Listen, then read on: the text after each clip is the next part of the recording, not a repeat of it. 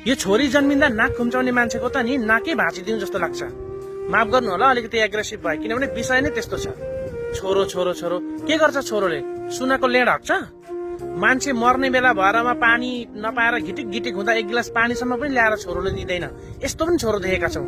बरु छोरीले यसो तातो चिसो बाबुआमा के हो भनेर माया गर्छिन्। कतिले भन्नुहुन्छ मेरो त वंश नै अघि नबढ्ने भयो। होइन, तपाईँ कुन चाहिँ देशको राजा हो? तपाईँलाई वंशको किन आवश्यकता पर्यो?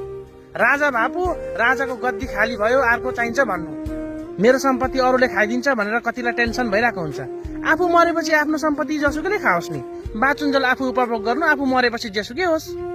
कतिले भन्नुहुन्छ मेरो त काँधीकाट गर्ने मान्छे नै भएन नि हौ, 13 दिनसम्म कुरोमा को बसिदिन्छ, मेरो त मुक्ति नहुने भयो भन्नुहुन्छ।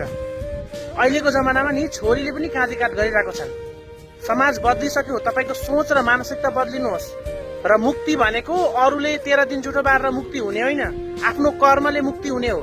सत्कर्म गर्नु भएको छ भने मुक्ति हुन्छ, सत्कर्म गर्नु भएको छैन र काम क्रोध लोभ मोहमै फसिरहनु भएको छ भने नि 13 दिन त के 27 दिन जुठो बार्दा पनि तपाईँको मुक्ति हुँदैन। याद राख्नु होला। त्यसैले बेसी छोरो छोरो भन्दै छोरोको पछि नलाग्नु।